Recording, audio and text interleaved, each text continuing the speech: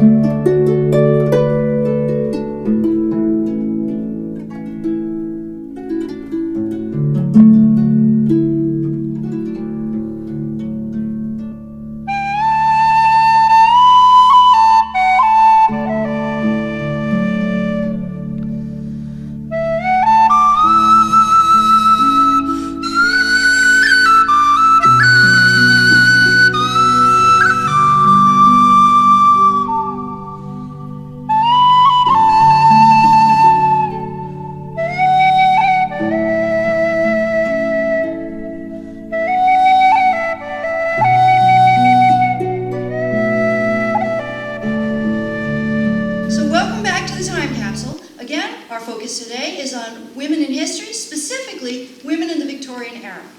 So let's go ahead and kind of set the stage here. In the Victorian era, women had very few choices. The Civil War actually came along and changed the roles of women forever, in American society specifically. Before the Civil War, women had very few choices.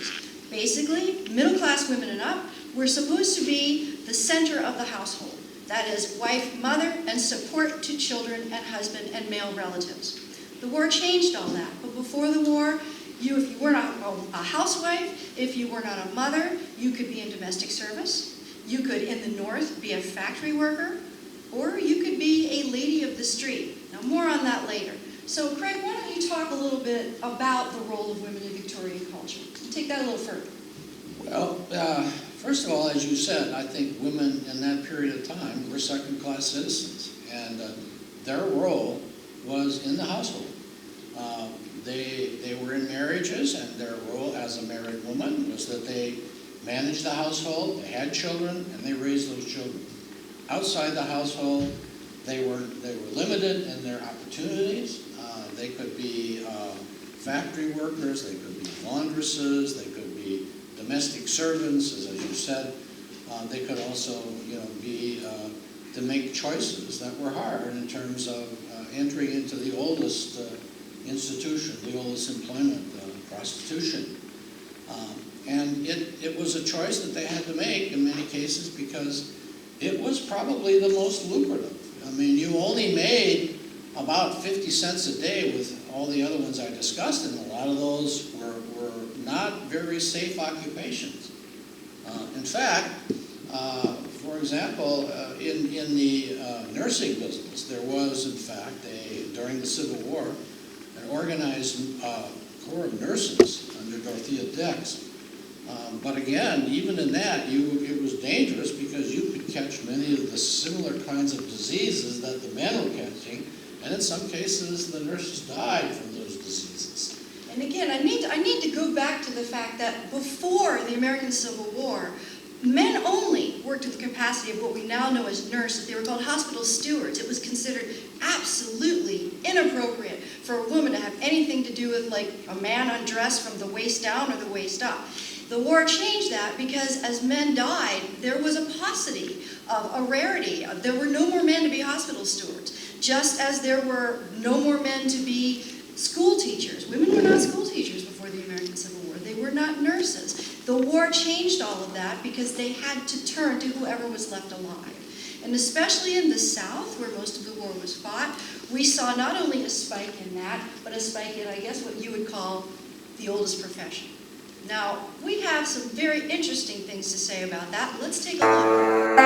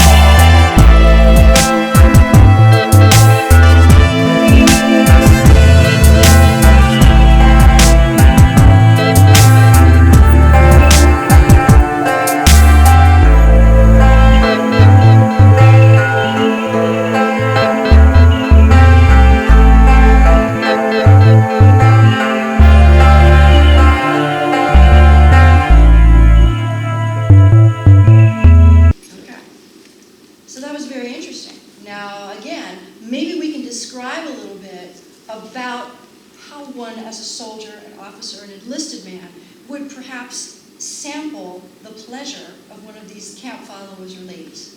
Well, basically, we're assuming here, of course, that most of the houses of assignation, if you will, that were visited by the troops were in small towns or they were in cities. But there were some experiments, for example, in some of the western towns, and we're calling this now the Midwest, it's not the real West, were actually licensed by the military.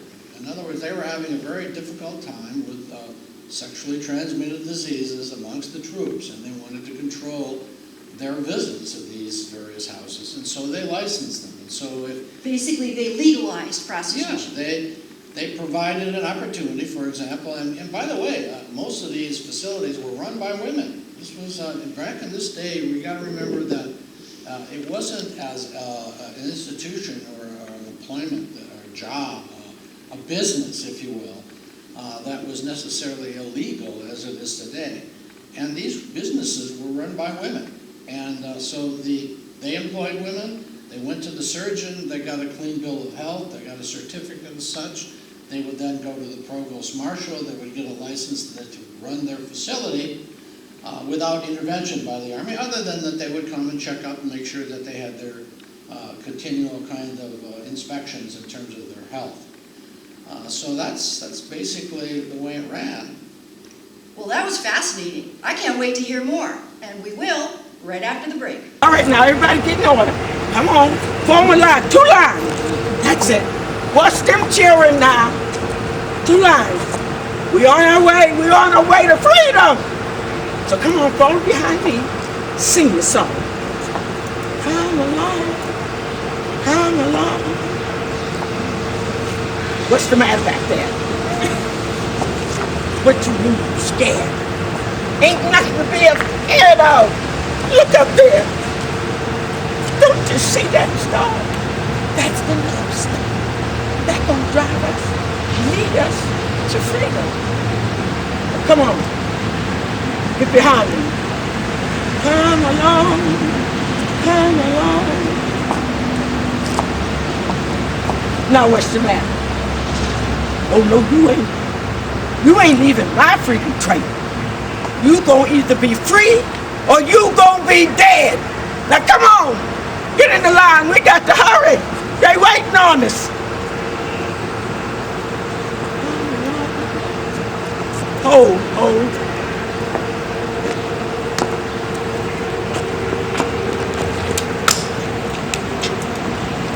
All right now, don't let the children see that snake. Come on.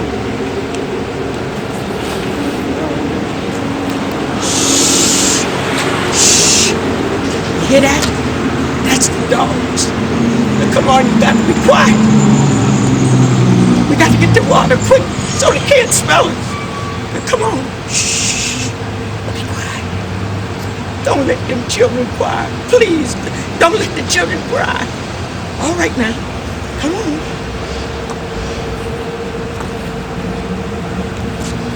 We almost there.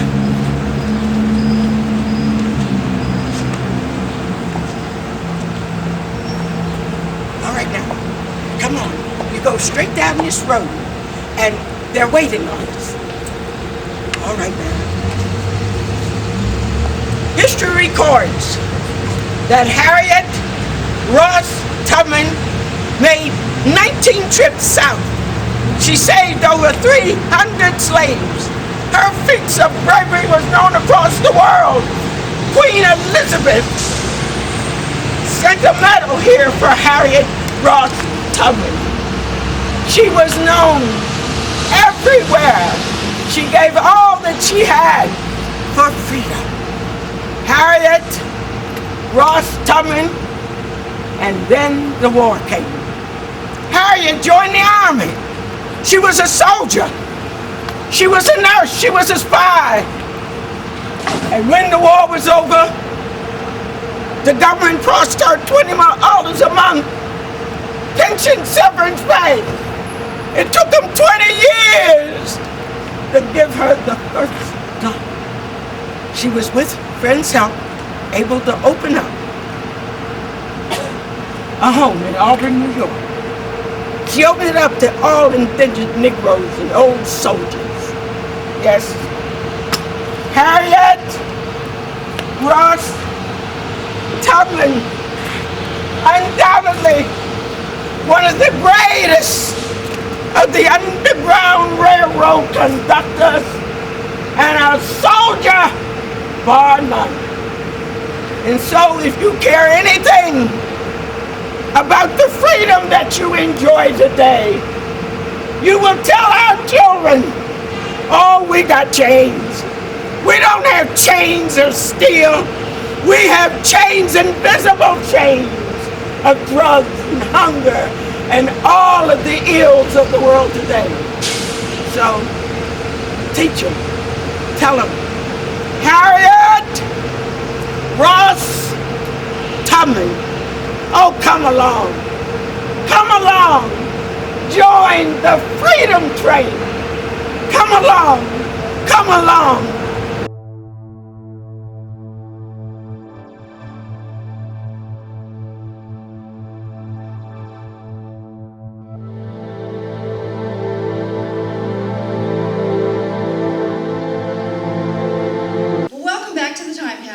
I'm here with Craig Hall, and we're going to talk a little more about women in the Victorian era, specifically women practicing prostitution.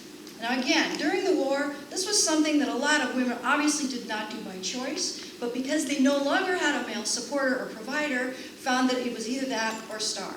They did it in many cases temporarily, so that they were able to sort of fade back into society afterward. And again, speaking in terms of prostitutes in general, in the mid-1850s, smack dab in the middle of the Victorian era, they were actually considered to have their place. They had their own benches in the park, they had their own seats at the theater. And it was considered inappropriate and almost disgusting for a middle-class Victorian man to enjoy sexual congress with his wife. Therefore, these women were thought to have a place in society so that the man could go be with these prostitutes and not visit his carnal lust on his respectable wife. In the mid-Victorian era, sex was thought only for procreation.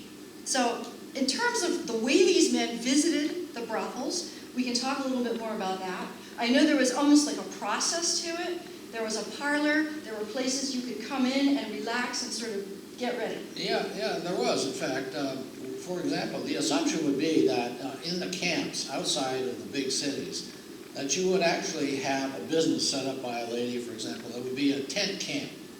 And like in the cities, when you enter a house, you would have a parlor where the gentleman would gather waiting for services to be performed, and it would be managed by a fancy man. A fancy man was someone who worked for the lady who ran the business, and his job was to provide security, to entertain the gentleman while they were waiting, and basically in some cases actually be the front for her, because if, for example, she needed to intercede with the military, for example, to get that permission, that licensing process that might be applicable, better to deal with a man than a woman. And so, that's... Why don't we take a look? Yeah. Good. All right, so now come back from the clip. Okay. So that shows us a little bit about what went on when you would enter the house of assignation. So we can talk a little bit about, they would have things for sale, they would have cigars, they would have whiskey. It was a place where you would come and sort of, like I said, relax before services were performed or given. Correct. And that's what the job of the fancy man was. He was basically a bouncer, a Yeah. Victorian brothel bouncer. And as I said, in the clips, I think what you probably were dealing with, is that issue. So we have a fly set up that's replicating a room, for example, that might be the gathering room in a house of assignation, but you're talking a field camp now in this case. There isn't really any evidence that all these things occurred, but the assumption being that if they were, they would be set up very much like the sutlers, the men who were in this business, the civilians in the business of selling goods to the soldiers. And these, again, regulated by the Army, their sutler camps or their sutler facilities would be located, probably 2 football fields or more away from the actual camp so that the military could control access to them. And therefore, the assumption would be that you would set up this facility very near that. And again, it probably would be something which is subterfuge, involving subterfuge, if you will, for lack of a better description. In other words, you're below the radar. Yeah, you didn't actually call it a house of assignation. You might say it's a front for sewing services and letter writing services provided to the soldiers. That's very interesting. All righty. Well, we got to go to break, but more on this later.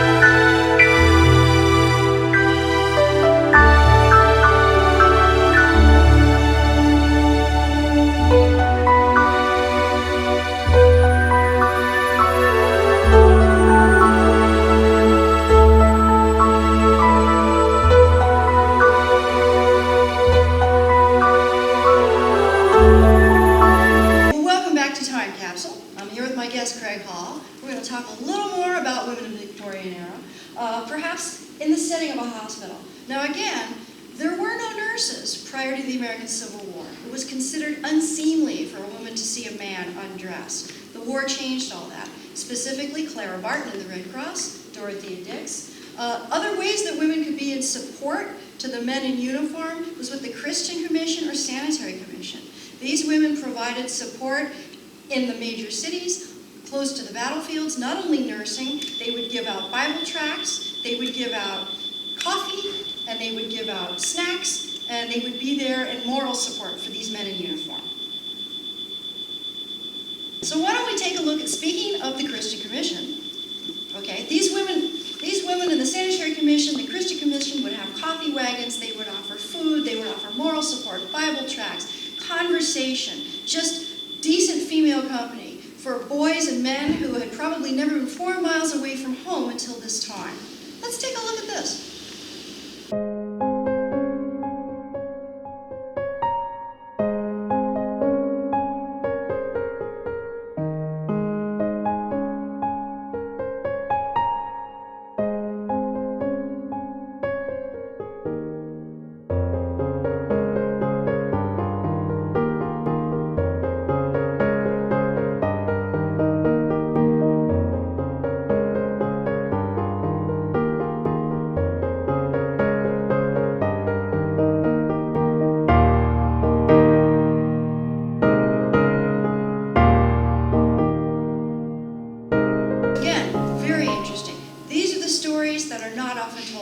About the battles, we know about the generals, but what do we really know and understand about the people giving support to the armies in blue and gray behind the lines? Maybe we can talk a little more about that, Greg. Well, as you saw, I mean, there were nurses. There was an organized nurse corps under Dorothea Dix. But again, in terms of the options, as you probably alluded to there, the women were not thought well of. They were, in terms of their social status as nurses, probably just a cut above the prostitutes. Or an actress. Yes, exactly. They didn't earn much. I think their salary was $12 a month, okay, which averages, by the way, it was $1 less than the soldier had. They had to, of course, they were provided food, but they had to provide their own clothing out of that. And they were supposed to be provided some kind of shelter, but in many cases they wound up having to sleep in the hospitals in which they worked, again, running the risk of the disease of that era, and a lot of other problems in terms of food. For example, a lot of the food they had was the soldiers' fare, and in the hospitals sometimes it wasn't as good as the regular soldiers' food. And they had to deal with the stewards there, the male counterparts that were in control of the resources in the hospital. And as a result, they fought to get their patients, the soldiers, the kind of food that they needed to survive. So it was a very, very difficult task to be a nurse in that time. In some cases, there were also, as you mentioned, the Sanitary Commission, or the Christian Commission, the Sanitary Commission. They actually provided some boats which would be used to take the troops from the battlefield back to the hospitals. And for a period of time, they actually stepped in and provided, on a volunteer basis, those troops. Why don't we take a look? Okay, very good. Now come back. All right, and action. All right. Once again, very interesting. Stories that aren't often told. Graphic, but essential to tell this story.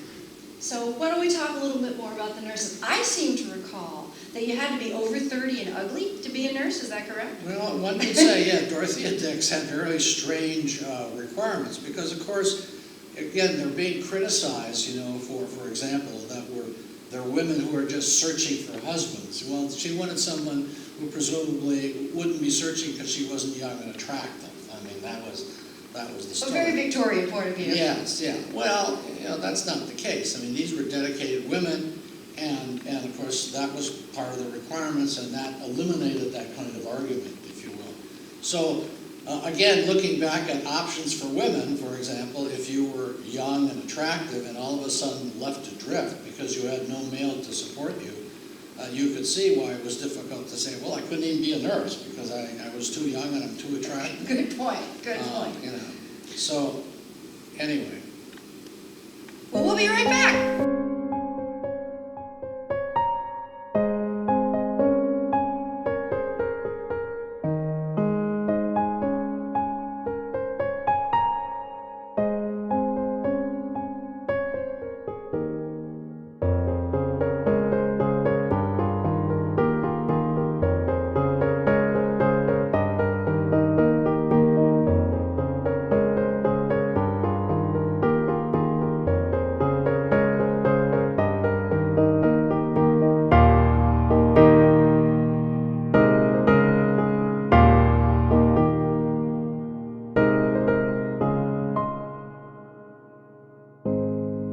Well, we hope you enjoyed our show today on the Time Capsule. I would like to thank once again my guest, Craig Hall.